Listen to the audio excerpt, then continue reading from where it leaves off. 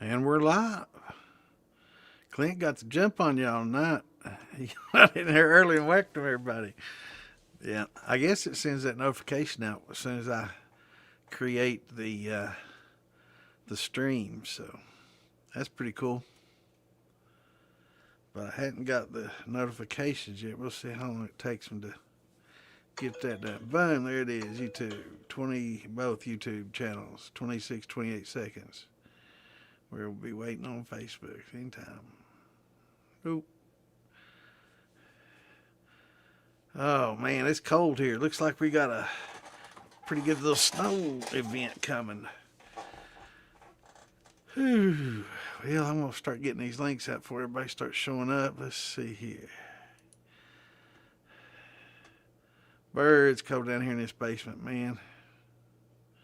Usually I've got me a sweatshirt on, and or I have this little heater beside me running. I'd be dang on if that thing didn't quit running this week. I don't know what the hell. All of a sudden, just one day, the switch didn't work right anymore. I guess that's how it goes sometimes. But I did do a little looking into the chat size. What's going on, O'Sheen? What's going on, Steve? The chat size on our picture, and I knew it was a digital container, so I did a little looking into the actual program that's created this page, and it is a digital container that's in here. So I'm going to send a little message to their devs and say, look, can you increase the size of this digital container? They'll be like, well, dang on, he knows a lot about it. So hopefully we can get that done. What's going on, Fog Network from the Scottish Highlands? Awesome. Good to see you on here. I got a little Scottish blood in me. Actually, some of my family's last name is Scott. So, yeah. Yeah, we definitely come from a line of Scots. That probably makes me royalty in Scotland. What do you think? The last name Scott. I'd say there's a lot of Scots over there. Yeah, Scotch and Irish. We got a lot of calls that were actually called McCalls before they came over here. They just dropped the MC off and just called it calls, and McCoys. So I got quite a few Irish and Scottish ancestors. What's going on, Boomer? Good to see you, brother. How's it going? Chris in here early tonight. So damn cold he ain't out.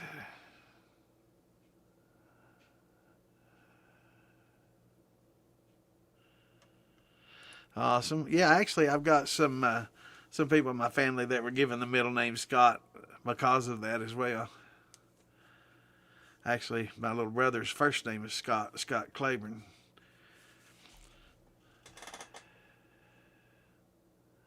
And a lot of middle names Scott. So yeah. What's going on, Mr. Toby? How you doing, brother? Good to see you, my friend. You staying warm?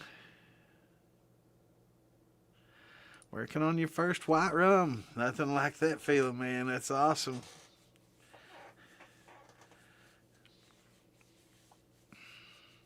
And I tell you, there's nothing like putting it in a barrel and making it a little aged rum too, man.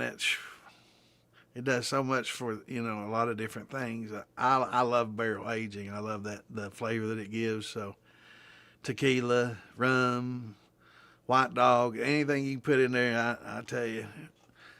Maybe some brandies. I might, I know apple brandy. I like apple brandy aged better, but there's probably some things that I probably would rather prefer not being aged, like maybe Wes's blackberry. That's got such a good flavor without it, that it probably might mask some of that good flavor. So I might not want something like that. Or John Bentz's blueberry. There's some things that you probably wouldn't want to put in a barrel because it has such a good flavor. Looking forward to trying Chris Fortner's new shine. Looks like he's got some blackberry combo out. I've got some blackberry. I got to run. Blackberry makes good brandy. Tell you, West makes some damn good blackberry, man. That's probably, I say it, but Well, I don't. Some of the best things he's put out, as far as I've tasted a lot of different things he's put out, and it's all good. Wes is an excellent distiller, and that blackberry, man, it's OP, man. What's going on, Patty? Good to see you.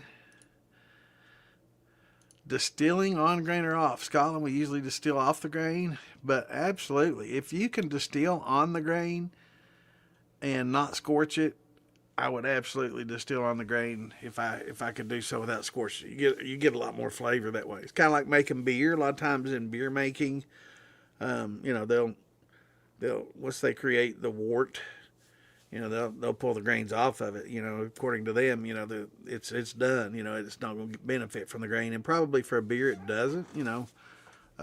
But for a whiskey, and yeah, I definitely would distill on grain if I could. And I know that a lot of these distillers that have jacketed stills and you steam, that's one of their big benefits is that they can run on the grain, and it's definitely much more flavorful.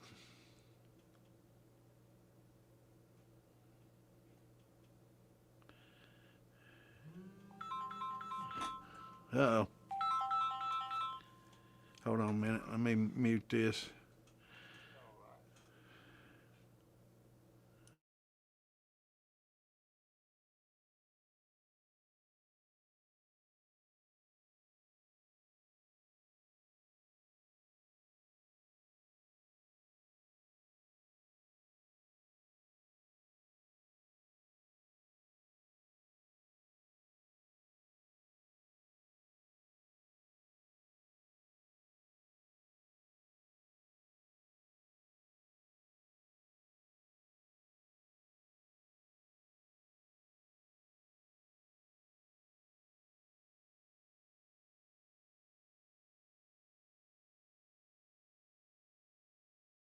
So Clint called me and said some people on Facebook, or I'm sorry, YouTube, is everybody on YouTube able to see and hear me? I'm not sure if it's on Clint's end or if everybody's not able to see me. So if you're on Philbilly's YouTube, let me know if y'all can see me. What's going on, Thumpy Keg? Good to see you back, brother. What's going on, Cave Daddy? That's why Mike made that comment. He's not seeing me. So yes, Hillbilly Conversion is on YouTube. All good.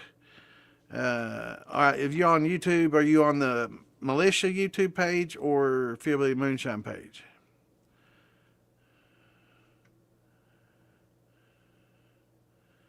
So just put that in the chat, which YouTube page you're viewing from. So I'm sure that it's working on both. Jameson, man. Jameson, easy. Okay, good deal. All right. Yeah, maybe. Cool. Crisis averted. I'd be worried. Hey, what's up, Midnight Chaser? First batch of shine ever. Apple turned out great at 120 proof. That's perfect proof for a good brandy. Added apple juice for flavor. That's awesome. That's killer, brother. Hell yeah. Just made you some apple brandy. That's good stuff, man. And if you have a bunch of apple trees, it's even better because it's free, right? So I'm telling everybody younger. Yeah. It's probably just internet or not refreshing. Something happened. But hell yeah. So I've been telling everybody to plant some trees, peach trees, apple trees, pear trees, plum. Try to get a variety that grows well in your area and your region. And bushes, blackberry bushes, blueberry bushes, raspberries. Try to plant all those that you can. Not only just for shine and wine, but also you never know what's going to happen in the future, right? Might one day be foraging to feed your family with that, right? So if times get tough, things get crazy, I noticed a few years back during an ice storm, You know, when trucks weren't able to get in and out, power is out, stores couldn't, you know, put any, you know, they didn't get any truckloads of food in. They didn't have, you know, the power to run the freezers and get stuff out. And pretty much things came to a halt. And people started panicking a little bit. You know, it went about a week, 10 days. And people started getting crazy, panicking, and get a little, get a little rowdy, man. So, you know, we're just a week away from chaos, man. It's crazy. So working on the militia page, okay, cool. And on Phil's page, cool. So, yeah, we're good. I've never used a thumper. Found a couple of handfuls of grain, chucked it into the steel, gives great results. I've scorched 3 batches and 10. You know, my first, I've scorched mine when I did the cooking, right, in the early part, when I cooked it up and was melting the sugar and I probably should have, of course, you know, I was real young and I should have added the sugar first, dissolved it in, and then added my grain later, right? But they learn, you know, that's how I learned to make by many mistakes I made. But yeah, it's that's awesome. And you can also use a bag, right? A brew bag. They're made for high temp, and you can put your grains in that brew bag. I do recommend using, you know, grains that are not real powdery, right? Not like a meal that's ground into a powder. Maybe run it through a screen and screen out of the fines, and then put some more coarse stuff in that bag, because we're doing this just for flavor. So it's not even about conversion, because, you know, the finer stuff does convert better, and you can easily get leach the starch out of it better that way.